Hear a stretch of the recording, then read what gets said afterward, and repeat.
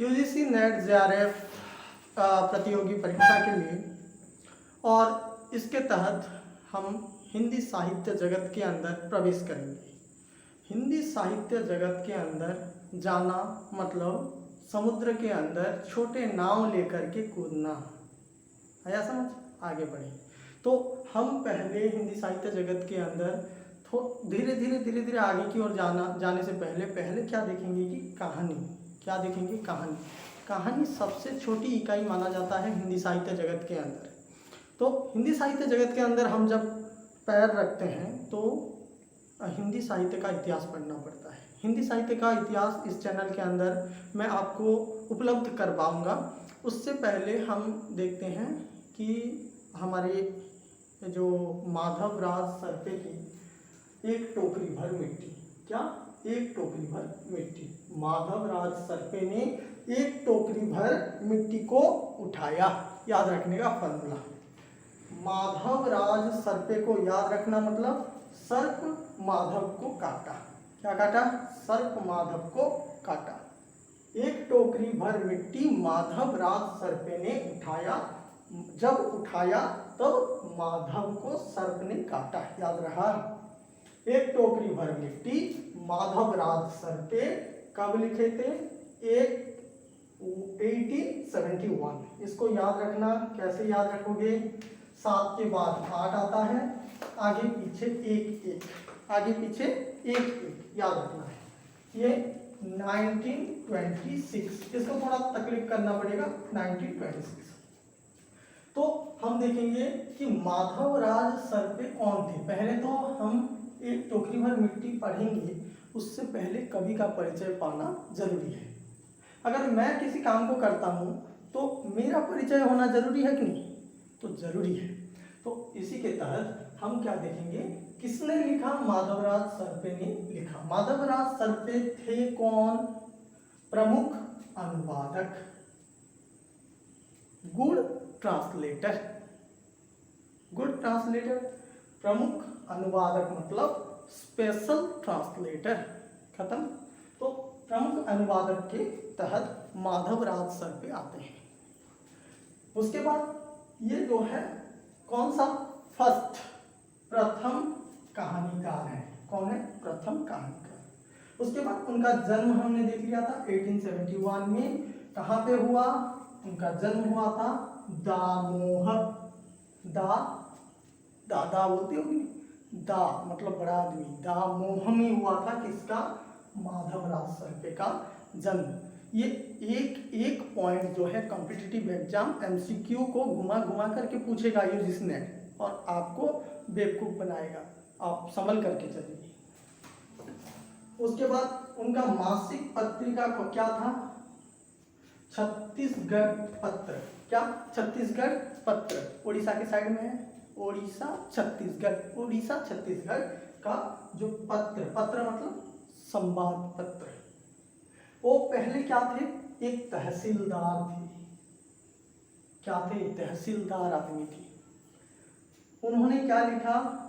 गीता रहस्य, जो कि एक मराठी ग्रंथ है। ये पूछा जाएगा एग्जाम में, नोट कर लो, मराठी ग्रंथ। ओके। तो एक टोकरी भर मिट्टी को हमको पढ़ना जरूरी है। तो एक टोकरी भर मिट्टी जब हम पढ़ेंगे तो उसके अंदर क्या देखने को मिलेगा कि सब कुछ हम जो है डीप सेंस में बात करेंगे। तो डीप सेंस में जब बात करेंगे तो यहाँ पे क्या है, माधवराज सरपे ने अच्छी तरीके से एक रूप को प्रदर्शित किया। कौन सा रूप? यहाँ पे किसका रूप को प्रदर्शित किया? गरीब का चरित्र चित्रण। गरीब का चरित्र चित्रण यहाँ पे। और उन्होंने क्या किया? विधवा विवाह में होने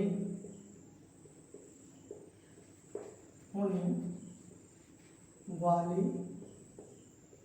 समस्या उसके बाद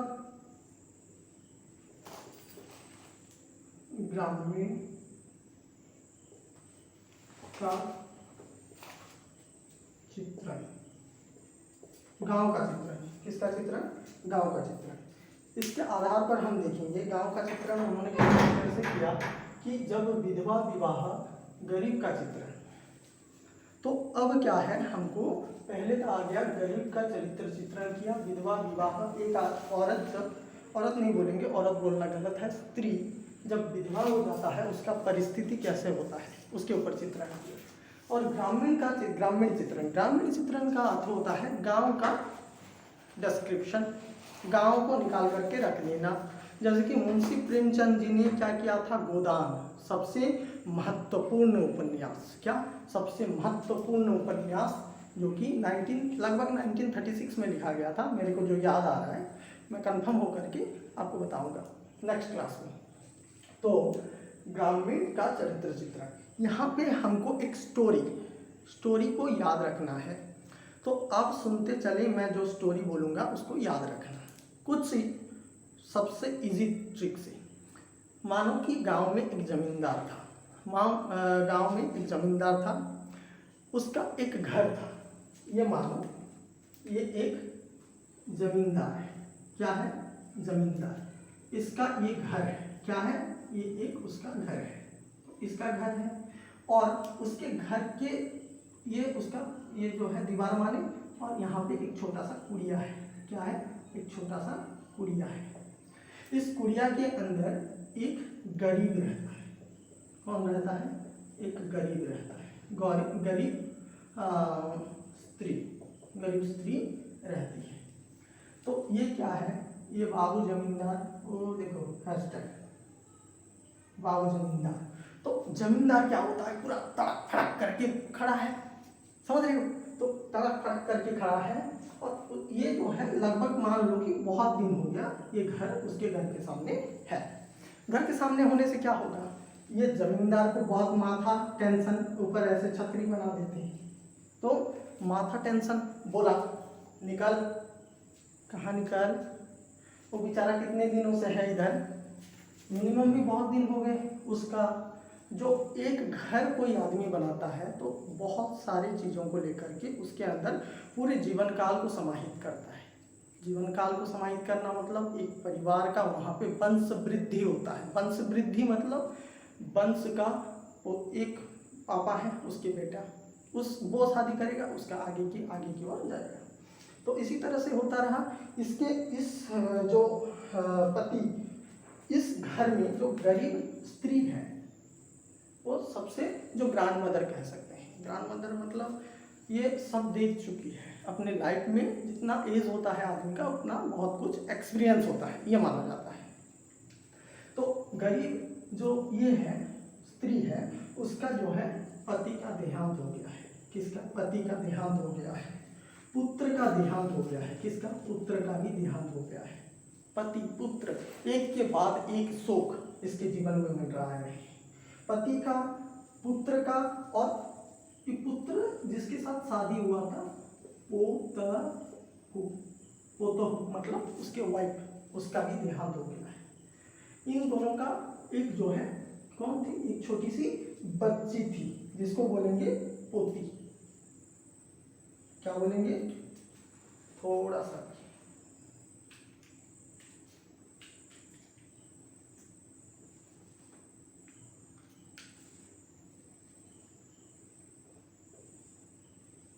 पोती, ये भी बहुत नन्ही सी है।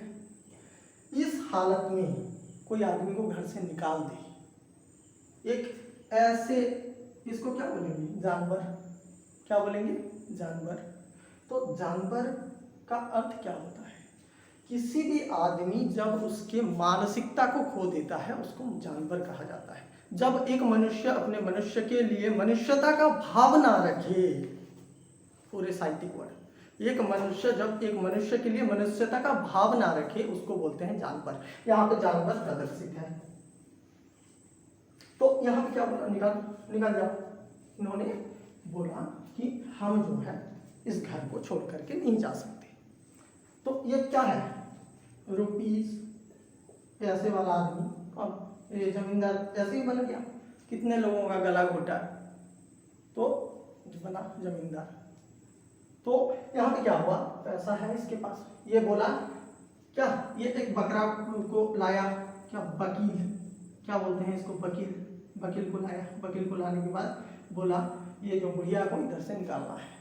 तो वकील आदमी सब पढ़ पाढ़ करके आया हुआ है, इंडियन कॉन्स्टिट्यूशन को रट रट के आया हुआ है, लगाया आर्टिकल्स को जब लगा दिया तो ये बेचारा गरीब आदमी हर तरह से पिसता है, जिसके पास पैसा नहीं दुनिया में उसका कोई नहीं। मान लो कि अपने अपने भी छूट जाएंगे रास्ते में तुमको सस्ता कर देंगे, ये बताता है कौन, तहसीलदार साहब माधवराज सर्वे। कब बताते हैं, 1871। देखो नॉलेज हिंदी साहित्य के अंदर कैसा नॉलेज कुट कुट के भरा हुआ है। जब तुम डीप साइंस में समझोगे सब चीज को समझ सकते हो। आगे चलते हैं तो पति पुत्र पोतों का मृत्यु हो गया, पोती को पकड़ करके बैठी हुई है एक गरीब स्त्री, बैठी हुई है, इसको ताम झाम करके निकाल दिया। निकाल देने के बाद क्या हुआ, अब जो है जमींदार क्या है, इस घर के ऊपर अपना राज करेगा। ये अपना जो घर का थोड़ा सा आगे की ओर, घर का जो जमीन का हिस्सा है आगे की ओर बढ़ाएगा। तो इसको जब निकाल दिया, इसको घर से निकाल दिया, मतलब घर से बेदखल कर दिया। क्या किया, बेदखल कर देना। बेदखल कर देने के बाद क्या हुआ, अब यहाँ से मोड़ बदलता है। गरीब स्त्री, ये छोटी सी बच्ची, ये कितना छोटी सी है, तो छोटी सी बच्ची को लेकर के घर से निकल जाती है। जब घर से निकल जाती है वो बच्ची रोती है। पहले अपने पुत्र मतलब उसके पिता और उसके माता को खो चुकी थी। उसके बाद ये घर भी चला गया, तो उसको क्या लगा कि मेरे से सब कुछ छीना जा रहा है, मेरे से सब कुछ छीन लिया गया है। इस तरह से आगे बढ़ा। ये बच्ची रोती है, बिना खाए पिए जो है अपने घर को याद करती है, अपने मम्मी पापा को याद करती है। ये बेशर्म आदमी, अब तक उसको शर्म नहीं आया, जमींदार बन के बैठा हुआ है। तो जमींदार बन के बैठा हुआ है और ये सब कुछ कर रहा है। तो जब उसको भूख लगा तो एक होता है मिट्टी का स्पर्श। जब हम किसी भी गांव में जन्म लेते हैं, उस गांव का मिट्टी के साथ हमारा लगाव होता है। क्या होता है, लगाव होता है। तो ये बच्ची को, ये जो बूढ़ी स्त्री है वो उस जगह का थोड़ा सा मिट्टी मांगने के लिए जाती है। किसके पास, जमींदार के पास। बोलता है साहब मुझको कुछ नहीं चाहिए, सिर्फ मुझे क्या चाहिए, इस घर का जहाँ से मुझे बेदखल कर दी, रोते रोते मेरे पोती और मैं गए हैं घर से बाहर, तो हमको यहाँ पे कुछ नहीं चाहिए, थोड़ा सा मिट्टी दे दो। क्या दे दो, थोड़ा सा मिट्टी दे दो। आ गया मिट्टी, एक टोकरी भर मिट्टी, थोड़ा सा मिट्टी दे दो। तो ये जमींदार क्या बोलता है कि हाँ ठीक है। इस दशा को देख करके अच्छे से अच्छा आदमी भी पिघल गया। तो वो बोला कि हाँ ठीक है, ले जाओ, घर से थोड़ा सा मिट्टी ले जाओ। तो ये गरीब स्त्री क्या करने के लिए मिट्टी लेगी, उसको लेकर के अपने जो बच्ची को उसमें चूल्हा बना करके उस चूल्हे में रोटी डाल करके खिलाएगी, इसी वजह से ली। इसके बाद ये घर के अंदर चली जाती है। कौन सा, गरीब स्त्री। ये कहाँ पे चली गई, ये घर के अंदर चली गई और घर के अंदर से जो है एक टोकरा इस तरह से होता है, इस तरह से होता है ना, इस टोकरे में जो है मिट्टी को भरने लगी। क्या करने लगी, मिट्टी को भरने लगी। मिट्टी जब भर दिया तो ये जो स्त्री है ये मिट्टी को उठा ली, ऐसे ऐसे, ठीक है। ऐसे उठाने के बाद उसको जो है वहाँ से ले आए, बाहर लाए, ऐसे बाहर की ओर सरका दी। उसके बाद क्या हुआ, उसके बाद ये होता है कि अब ये गरीब स्त्री ये जमींदार को कहती है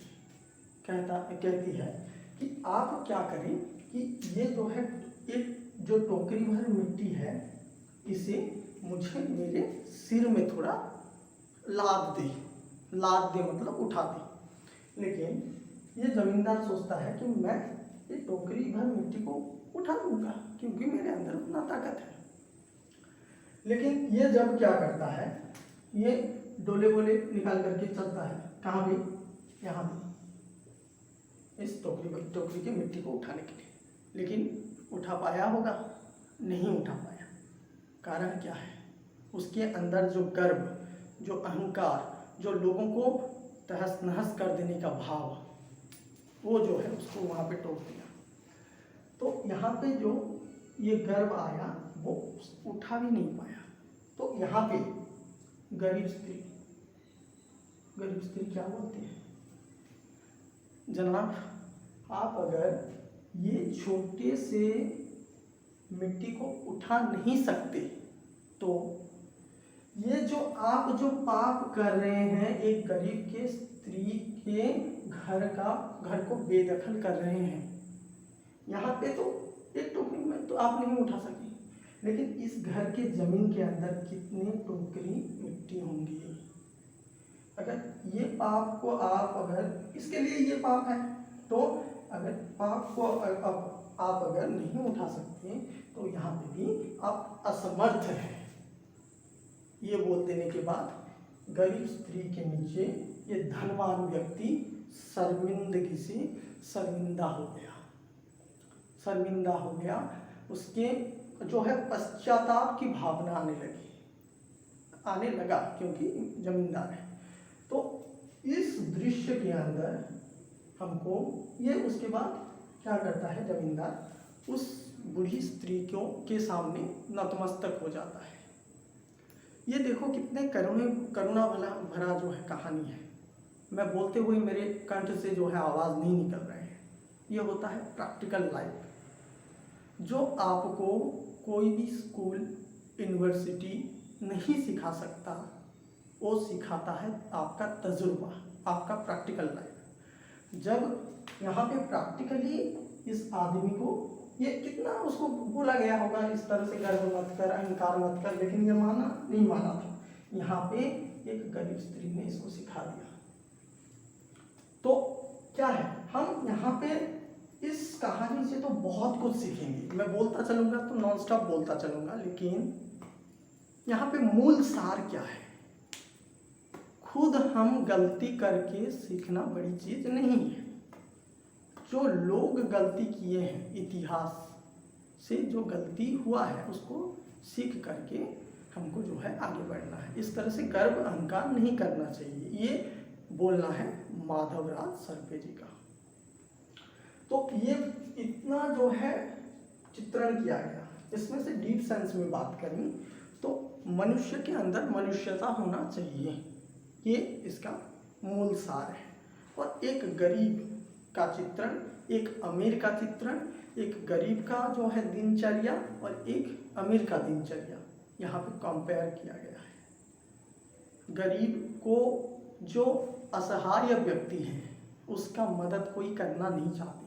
आपके पास 100 रुपये हैं तो आपको 100 रुपये देने वाले 100 मिलेंगे, लेकिन जिसके पास फूटी कौड़ी नहीं है उसको फूटी कौड़ी देने वाले बहुत मिलेंगे, मतलब उसको मिलेगा ही नहीं।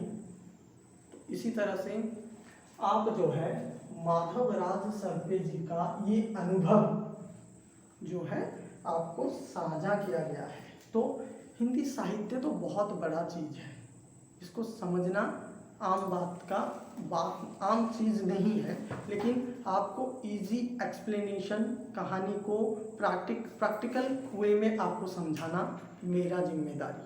और यहाँ पे जो आप जो है नेट ज़ियारत ये जो है, ये अगर इस तरह से हम सब हैं, ये अगर आप हैं, ये मैं हूँ, ये आप हैं, इस तरह से हम सब हैं, तो यहाँ पे क्या है हमारा JRF, क्या है JRF, जूनियर रिसर्च फेलोशिप।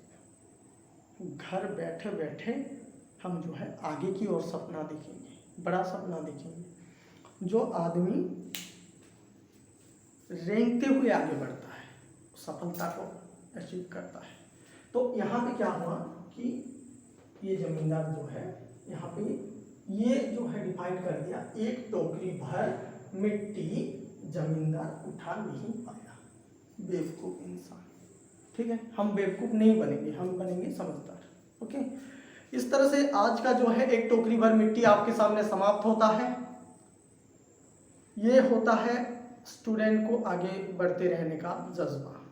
आज एक कहानी देखें। इसी तरह से नेक्स्ट करते हुए आगे की ओर नेट JRF की हर एक कहानी, नाटक, उपन्यास का विधा को खत्म करेंगे। उसके साथ साथ कंटिन्यूअसली हिंदी साहित्य इतिहास का आदिकाल, भक्तिकाल, रीतिकाल, आधुनिक काल, ये कंटिन्यूअसली चलता रहेगा, उसको भी समझाता रहूँगा। इसके लिए आपको क्या करना पड़ेगा, मुझे फॉलो करना पड़ेगा।